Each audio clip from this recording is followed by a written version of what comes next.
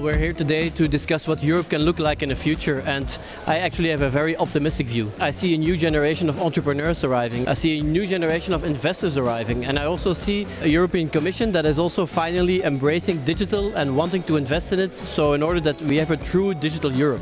I'm convinced that Europe in 10-15 years from now will be a completely different world.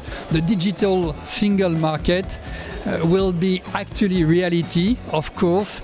Government, citizen, private businesses, startups will all be working much more in an integrated way. In 10 years' time, we are much more a single market, single digital market, and a single internal market as well.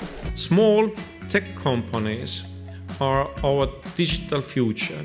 They are the ones who will create the ideas and jobs that Europe needs for its economic growth. Clearer EU-wide rules will make it easier for them to sell across borders, to expand their commercial operations and scale up in Europe. If you think as a startup, and I am an entrepreneur, when I am starting in Europe, I am starting first in my country of residence. Then the next country to start with is the US. The big opportunity tomorrow is to have Europeans starting business here and stay here and make big business happening here in Europe. Just think of if you have really these big global players that start shaping and disrupting entire industries, and if they are based in Europe, you would have much more jobs created here, you would have much more innovation created out of here, you would have much more money coming in. And I think this is something that the entire European Union would benefit from. If we look how Europe could really facilitate the digital Europe, there's a couple of things that we can really focus on. One is to create one single digital market. Secondly, and that's maybe even more important, is the role that Europe can play in funding.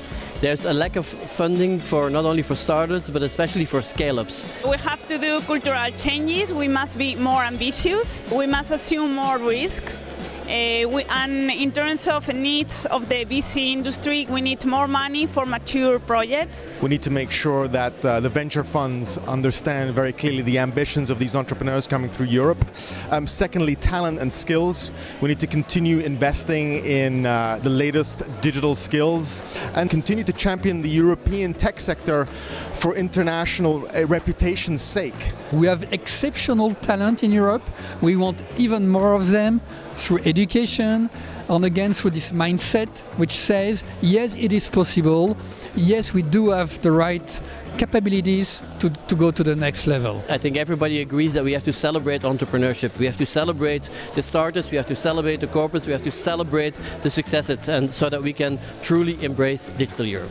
Let me close by saying a word of thanks and encouragement to the European Digital Forum.